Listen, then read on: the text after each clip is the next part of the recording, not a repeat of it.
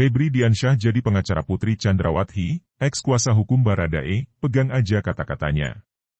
Tribunnews.com, Jakarta, mantan kuasa hukum Barada Eliezer, Deolipa Yumara angkat bicara terkait mantan juru bicara, Jubir, KPK Febri Diansyah yang bergabung dalam tim kuasa hukum istri Ferdi Sambo, Putri Chandrawati. Deolipa berharap Febri dapat bersikap objektif dalam melihat kasus pembunuhan berencana Brigadir J yang menjerat Putri Chandrawati. Itu masalah hak dan kewajiban, kata Deolipa saat ditemui wartawan di Pengadilan Negeri Jakarta Selatan, Rabu, 28 September 2022. Deolipa mengaku yakin ex-jubir KPK itu dapat bersikap objektif dalam melihat kasus yang menjadi sorotan publik ini.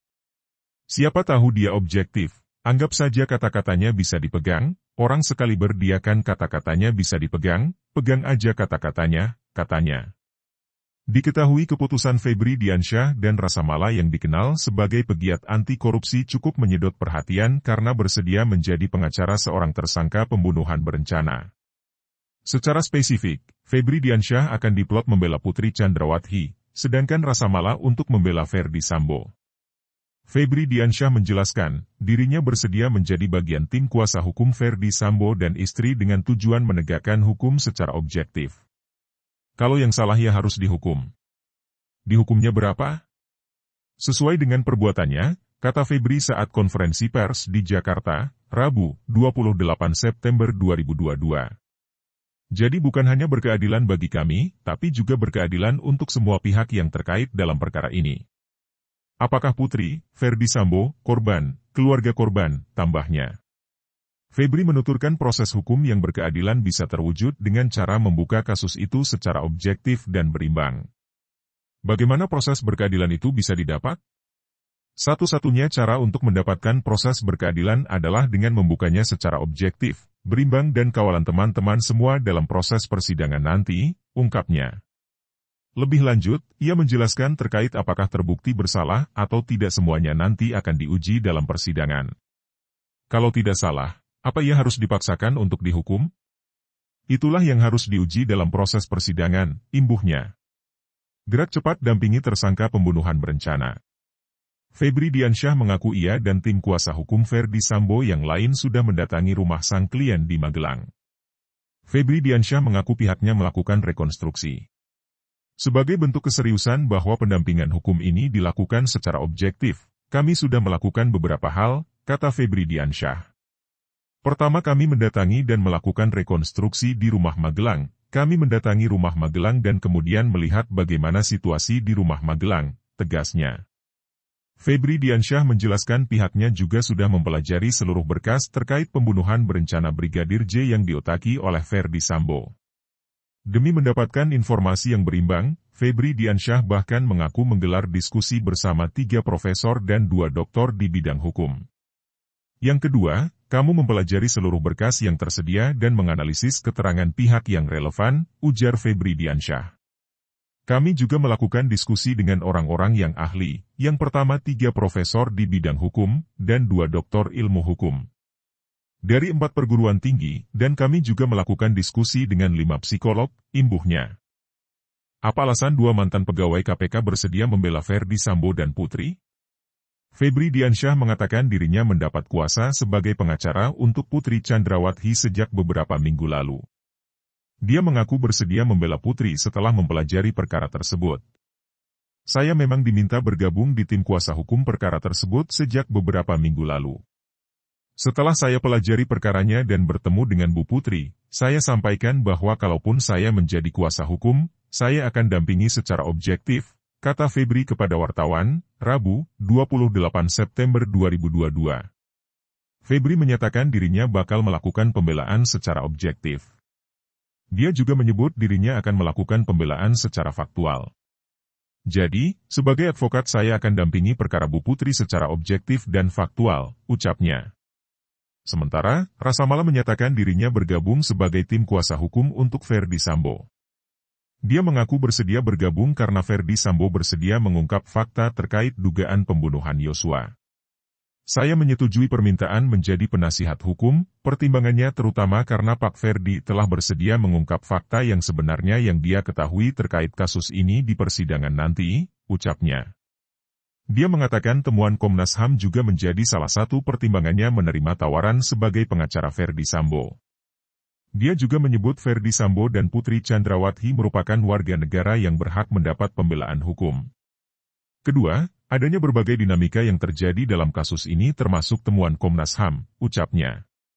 Ketiga, Pak Ferdy dan Bu Putri juga warga negara Indonesia yang punya hak yang sama seperti warga negara lainnya sehingga terlepas dari apa yang disangkakan terhadapnya maka dia juga berhak diperiksa dalam persidangan yang objektif, fair dan imparsial, termasuk mendapatkan pembelaan yang proporsional dari penasihat hukum yang dia pilih.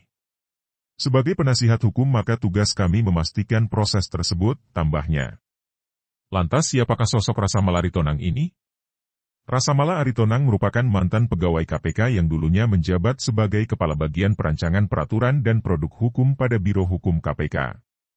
Setelah keluar dari KPK, Rasamala kemudian bergabung ke firma hukum Visi Law Office yang didirikan oleh ex-jubir KPK, Febri Diansyah dan mantan peneliti ICW, Donald Faris. Rasamala salah satu pegawai KPK yang dipecat karena tidak lolos tes wawasan kebangsaan, TWK, pada 30 September 2021 lalu. Pria asal Sumatera Utara ini sebelumnya menempuh pendidikan S1 di Fakultas Hukum Universitas Udayana Bali. Kemudian Rasamala melanjutkan pendidikannya ke jenjang S2 di Fakultas Hukum Universitas Indonesia, UI. Rasamala Aritonang mulai bergabung di KPK pada tahun 2008 dan dipecat pada tahun 2021. Artinya, Rasamala telah mengabdi di KPK selama 13 tahun lamanya. Selama berkarir di KPK, Rasamala pernah menjadi perwakilan KPK untuk mengikuti pelatihan kejahatan korporasi dan pedoman pemidanaan korporasi di Washington DC dan New York, Amerika Serikat, AS. Pada saat itu Rasamala berangkat bersama dua pegawai KPK lainnya, Lakso Anindito dan Juliandi Tigor Simanjuntak, yang juga dipecat. Selain itu, Rasamala juga pernah diminta mendampingi 5 pimpinan KPK bertemu Presiden Joko Widodo, Jokowi, untuk membahas RUU KUHP pada 2018 silam. Rasamala Aritonang juga tercatat mengajar di mata kuliah studi anti korupsi di Fakultas Hukum Universitas Parahyangan. Siapakah Febri Diansyah?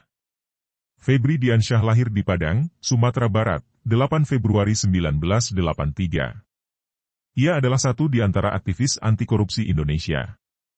Febri Diansyah menamatkan pendidikan pada jurusan IPA di SMA Negeri 4 Padang pada 2000. Lalu pada 2002, Febri Diansyah kuliah di Fakultas Hukum Universitas Gadjah Mada, UGM, dan lulus pada 2007.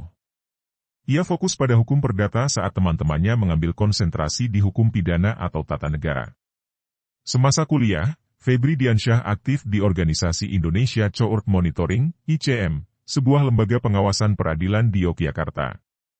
Alasan Febri mengikuti organisasi tersebut untuk mengasah ilmu pengetahuan yang didapat dari bangku kuliah. Setelah lulus kuliah, Febri Diansyah memilih untuk masuk ke Indonesia Corruption Watch, ICW, dan ditempatkan di bagian monitoring hukum peradilan. Di bagian tersebut, Febri Diansyah bertugas memantau jalannya proses peradilan kasus-kasus korupsi di Indonesia. Selain itu, Febri Diansyah juga aktif menulis di berbagai media seperti Kompas dan lainnya. Dikutip dari wikipedia.org, Febri terkenal dengan tulisan-tulisannya yang tajam di media cetak. Tak hanya itu, pernyataannya dalam talkshow dan media elektronik juga tak kalah tegas. Febri Diansyah dinobatkan sebagai aktivis, pengamat politik paling berpengaruh 2011, pada Februari 2012. Penghargaan ini diberikan oleh Lembaga Riset Politik Carta Politika Indonesia atas intensitas pernyataan Febri pada isu-isu korupsi. Sebut saja kasus Wisma Atlet, Undang-Undang KPK, pemberantasan korupsi, kasus cek pelawat, dan seleksi pimpinan KPK, yang dianggap tertinggi dibanding pengamat dan aktivis lain. Pada 6 Desember 2016, Ketua KPK saat itu, Agus Raharjo melantik Febri Diansyah sebagai Kepala Biro Hubungan Masyarakat. Febri Diansyah menggantikan Johan Budi yang hengkang dari KPK karena menduduki posisi juru bicara Presiden Joko Widodo, Jokowi. Hasil tesnya dia yang terbaik. KPK menerima itu dari konsultan. Konsultan yang melakukan pemilihan dan ada beberapa yang lulus. Kemudian dibicarakan di tingkat pimpinan. Kalau dia terpilih kita nggak bisa nolak, kata Agus Raharjo setelah pelantikan Febri Diansyah di Auditorium KPK, Jakarta.